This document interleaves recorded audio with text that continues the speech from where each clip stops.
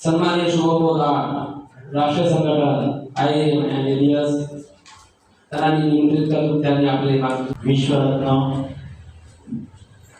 विश्व की क्रांति के उद्घाता महाकारुण्य तथागत भगवान गौतम बुद्ध, विश्वरत्न डॉक्टर बाबा साहब अम्बेडकर इन्हें त्रिवार वंदन करते हुए विशाल मंच पर उपस्थित आज के कार्यक्रम के जो वक्ता है एडवोकेट पुरुषोत्तम भोगाड़े साहब, अर्चना डोंगरे मैम, उसी प्रकार आज के कार्यक्रम के जो अध्यक्ष ऐसे हमारे मार्गदर्शक एडवोकेट रवि सागर डंभारे साहब, जो संस्थापक है Indian alliance movement and Ambedkar Buddhist society.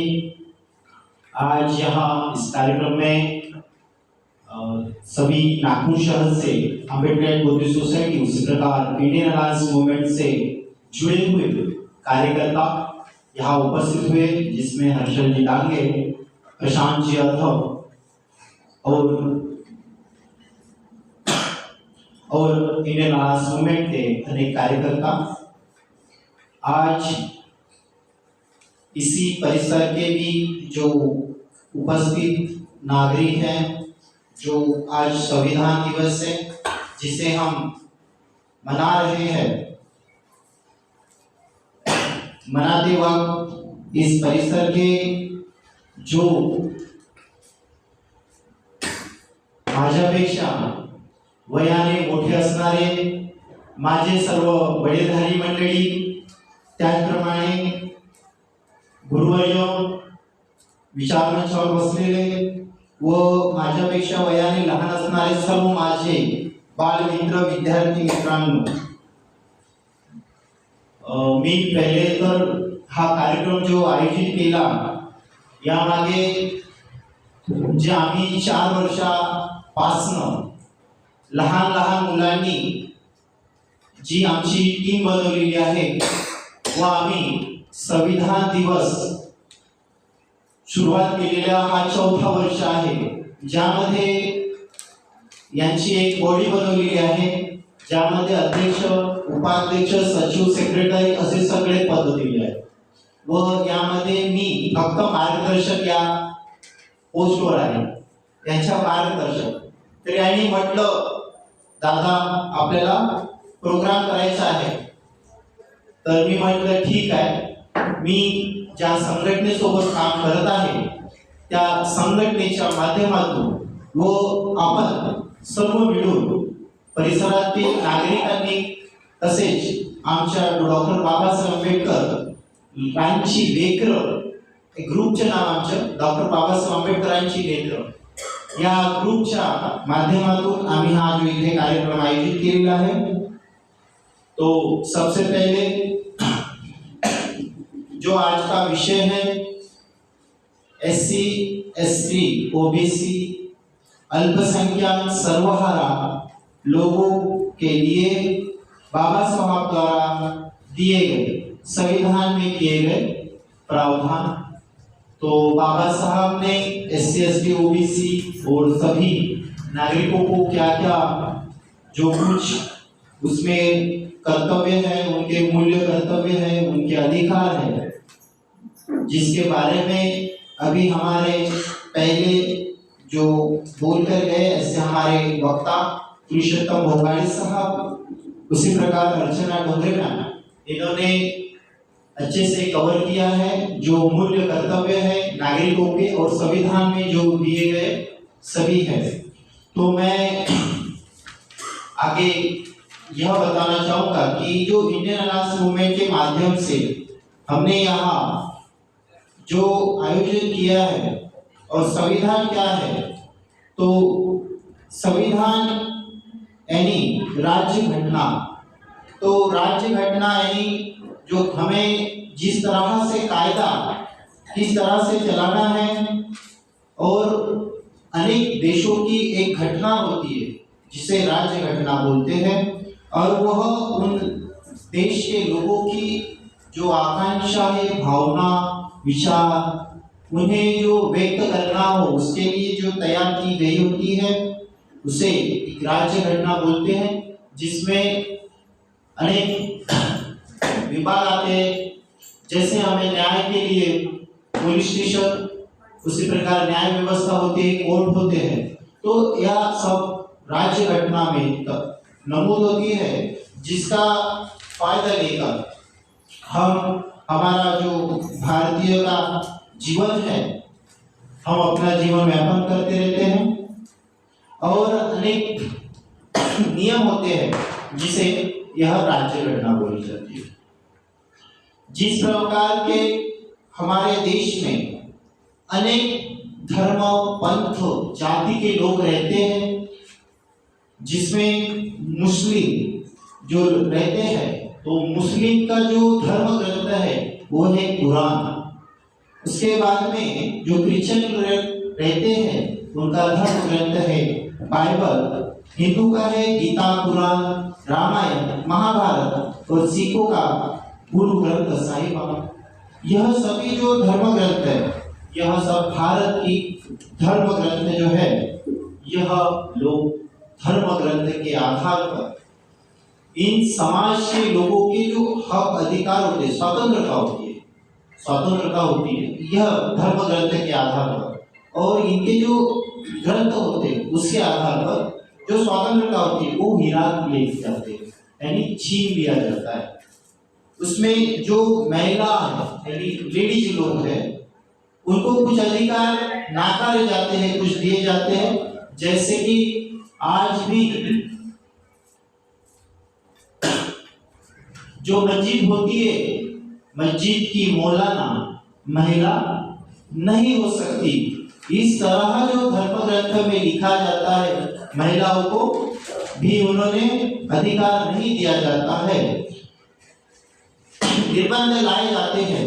और परंतु हम जो आज जिस भारत के संविधान दिवस के उपलक्ष्य पर यहाँ जो प्रोग्राम ले रहे हैं, यह भारत के संविधान में सभी प्रकार के जो बंधने होते हैं, वह बंधने इस भारत के संविधान में नहीं होती है। इसमें सबको मुक्त किया जाता है, यानी आपको इधर यह राज्य से दूसरे राज्य में रहने का अधिकार, बोलने का अधिकार, भाषण करने का अधिकार, नई संगठना स्थापित करने का अधिकार, यह भारत के संविधान में मौजूद है। इसके कारण हम अपना विकास करने के लिए अच्छे खुले रहते हैं। इसके बाद बाबा साहब बोलते हैं कि मैं इस संविधान में गया तो वहां जाने के मेरा जो उद्देश्य है, वह उद्देश्य है कि अस्पृश्य समाज की जो हक अधिकार है इन्हें प्राप्त हो।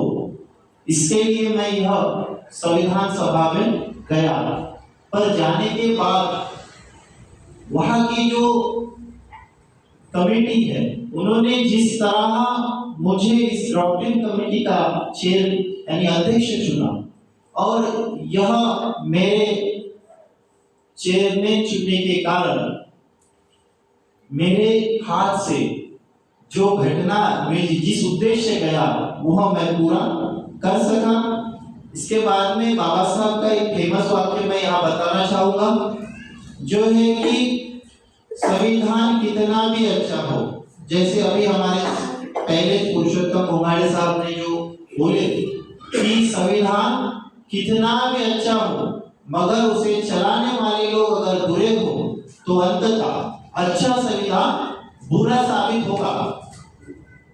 और बाबा साहब आगे बोलते हैं, यह बाबा साहब का 25 नवंबर 1949 को यह वाक्य है। बाबा साहब आगे बोलते हैं कि संविधान कितना भी बुरा हो, उसे चलाने वाले लोग अगर अच्छे हो तो बुरा संविधान भी अच्छा साबित होगा। तो आज हम भारत के संविधान के ऊपर आज यहाँ का प्रोग्राम है, तो मेरा इसके आगे का सवाल है, जिस तरह हमारे जो मार्गदर्शक रवि ढब्बार सर कहते हैं कि बाबा साहब ने हमें यह भारत का संविधान ही नहीं दिया, बल्कि इसके साथ हमें बाबा साहब ने अनेक संगठन के भी जो संविधान है जो दिए हैं, संगठन दिए हैं, जिस संगठन में जैसे जिक्र करते समता सैनिक दल, भारतीय बौद्ध महासभा, रिपब्लिकन पार्टी ऑफ इंडिया, यह सभी बाबा साहब ने दिए हुए भी संस्था है, उसके भी कुछ संविधान है। तो अभी हम विचार करते हैं कि संविधान कितना भी अच्छा हो, बाबा साहब ने 3 संगठनों का भी संविधान दिया है। अभी संविधान कितना भी अच्छा हो, उसे चलाने वाले लोग बुरे हैं। अभी वो बुरे में कौन आए? तो बाबा साहब ने दिया हुआ भारतीय बौद्ध महासभा का संविधान, रिपब्लिकन पार्टी ऑफ इंडिया का संविधान, समता सैनिक दल का संविधान, तो वो बाबा साहब ने तो हमें दिया, तो उसे चलाने वाले लोग तो हम हैं।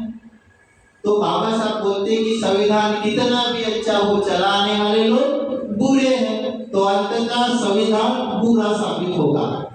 तो अभी बाबा साहब का वो संविधान भी हमें पकड़ना चाहिए। यह मैं यहाँ से बोल रहा हूँ कि बाबा साहब ने दिया हुई समता सैनिक दल में हम जाना चाहिए, और बाबा साहब के भारतीय बौद्ध महासभा के साथ भी काम करना चाहिए।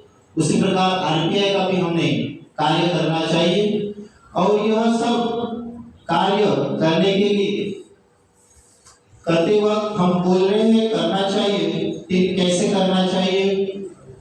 तो आज हम यहाँ जो इंडियन अलायंस मूवमेंट की ओर से जो यहाँ कार्यक्रम आयोजित किया, इस कार्यक्रम में मैं इंडियन अलायंस मूवमेंट का राष्ट्रीय संगठन होने के नाते मेरा जो कर्तव्य है कि आपको इन जो बाबा साहब ने दिए हुए संगठन का भी मालूमात दो, और आपको उसमें जाने के लिए प्रेरणा दो। इसके लिए हमने यह इंडियन अलायंस मूवमेंट का गठन किया है। और बहुत से लोगों का यह सवाल होता है कि फिर से एक नया संगठन आया, अब ये इंडियन अलायंस मूवमेंट दिखता है ना, नया दिखता है, तो ये फिर से आया। तो मैं बताना चाहता हूँ, यह इंडियन अलायंस मूवमेंट 2019-20 में इसका रजिस्ट्रेशन हुआ है, और इंडियन अलायंस मूवमेंट यह चालू किया गया कि जो अम्बेडकराइट बुद्धिस्ट सोसाइटी, जिस तरह यह बिहार की जो हमारी कमेटी होती है, इसको हम रजिस्ट्रेशन करते हैं, यह बिहार की जो कमेटी होती है उसे रजिस्ट्रेशन करते हैं, उसी तरह हमारा अम्बेडकराइट बुद्धिस्ट सोसाइटी यह रजिस्ट्रेशन है, और यह रजिस्ट्रेशन पूरे भारत भर का है। तो उसी की हमने यह इंडियन अलायंस मूवमेंट, यह अम्बेडकराइट बुद्धिस्ट सोसाइटी की शाखा है, उसकी हमने शाखा बनाई। Indian alliance movement Ambedkarite Buddhist society की यह शाखा है, और यह शाखा रिपब्लिकन पार्टी ऑफ इंडिया, समता सैनिक दल, उसी प्रकार समता सैनिक दल, रिपब्लिकन और भारतीय बौद्ध महासभा इसका कार्य करेगी। और हमने जो शाखा बनाई, तो यह शाखा हम 1 नहीं, 2 नहीं, 2000, 5000 बना सकते हैं। इस तरह बाबा साहब ने अपने जो समता सैनिक दल है, भारतीय बौद्ध महासभा है, इनकी जो प्रस्तावना है, इसकी जो प्रस्तावना है, इसमें जो बाबा साहब ने कहा है कि हमारे समाज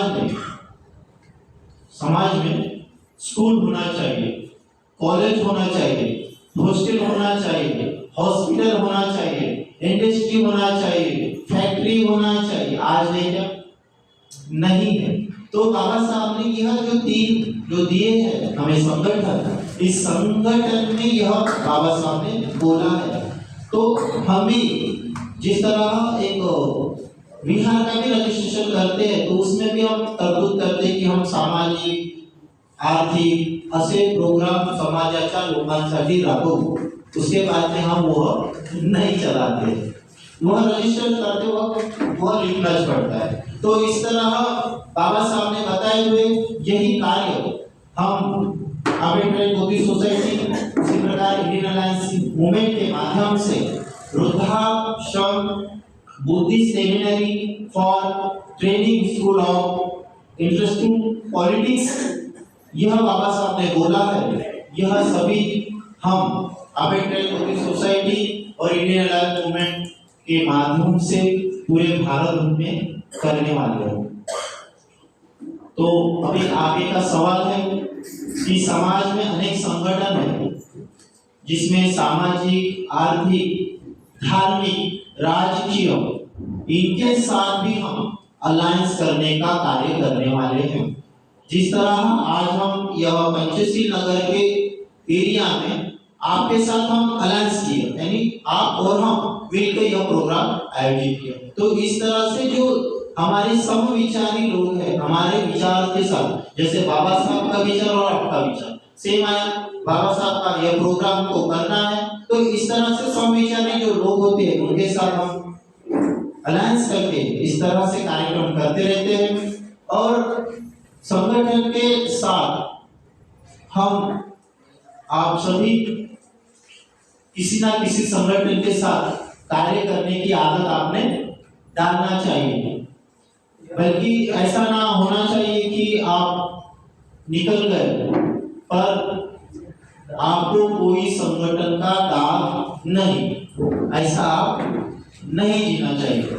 जैसे कि आपको कोई ना कोई बाबा साहब ने दिए हुए संगठन के साथ आपने कार्य करना चाहिए। तो बाबा साहब के बताए हुए अनुसार बाबा साहब ने 14 अक्टूबर 1956 को नागपुर के दीक्षा भूमि पर जिस तरह हमें बौद्ध की धम्म दीक्षा दी आणि बुद्धाच्या ओटी टाकलं असे ऐसा जो बोला जाता है, तो वही धम्म दीक्षा का प्रोग्राम भी इंडियन अलायंस मूवमेंट और अम्बेडकर बुद्धिस्ट सोसाइटी यह करती रहती है।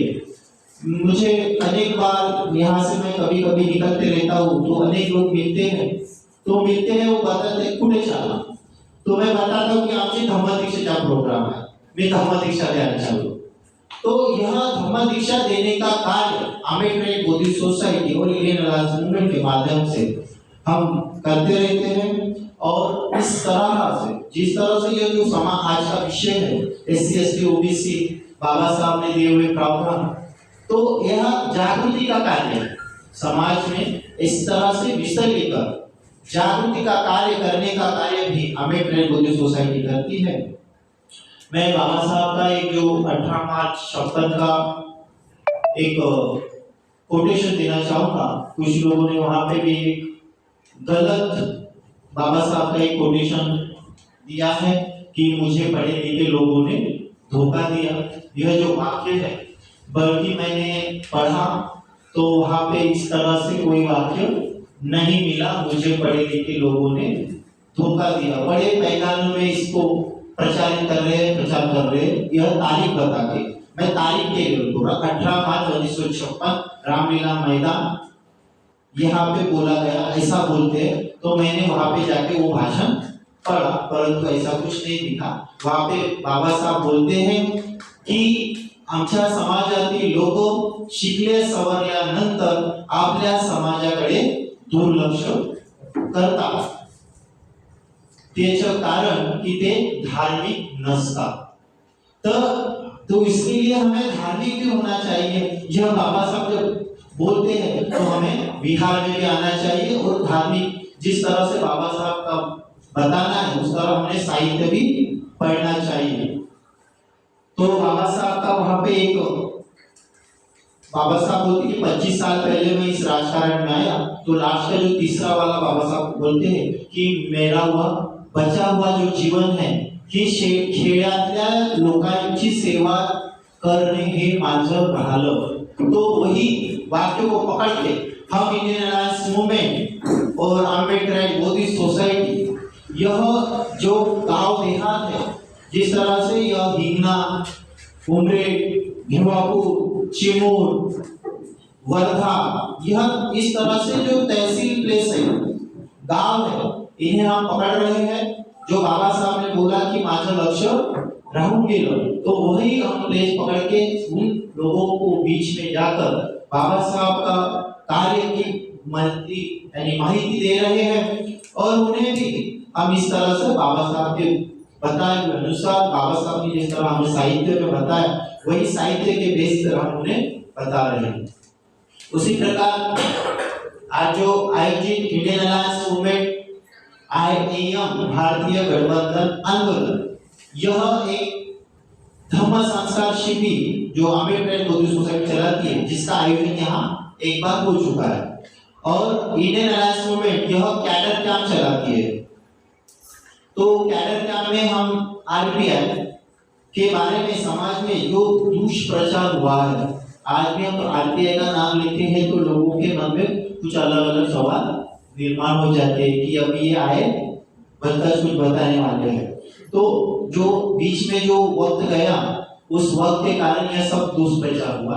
अभी उसी जो ओरिजिनल जो बाबा साहब ने दिया है ना, उसे पकड़ के हम यह RPI के बारे में समाज में दुष्प्रचार जो है उसको मार्ग दिखा रहे हैं और रिपब्लिकन योग्य मान्य करने का कार्य हम इंडियन अलायंस मूवमेंट के कैडर कैंप के माध्यम से हम कर रहे हैं।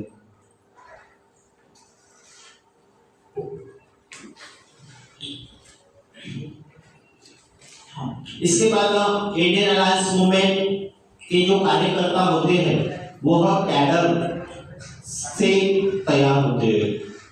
जो बिना कैडर से उन्हें हम तैयार नहीं करते और बिना कैडर से उन्हें हम एंट्री भी नहीं देते। उनकी ट्रेनिंग की व्यवस्था इंडियन अलायंस मूवमेंट के इस प्रोग्राम में है। वह बिना ट्रेनिंग की हम उसे एंट्री नहीं देते। कुछ लोगों को हम होल्ड पे भी रखते हैं। वह इंडियन अलायंस मूवमेंट का एक अंदर की बात है। और समाज के संगठन और संगठित करना जो बाबा साहब के उपाय योजना है, जो साहित्यों में है, वही साहित्यों के माध्यम से हम लोगों को ज्वाइन करते हैं, उन्हें बताते हैं और उनके साथ हम कार्य करते रहते हैं, जिसमें प्लान ए और प्लान बी और प्लान सी, यह हमारी 5 दिन की जो ट्रेनिंग होने वाली है दिसंबर महीने में 23, 24, 25, 26 और 27 दिसंबर इस साल 23, 24, 25, 26, 27 यह 5 दिन की हमारी जो ट्रेनिंग है, जिसमें बाबा साहब ने समाज को संगठित कैसा करने का उसके उपाय योजना जो बताए हैं।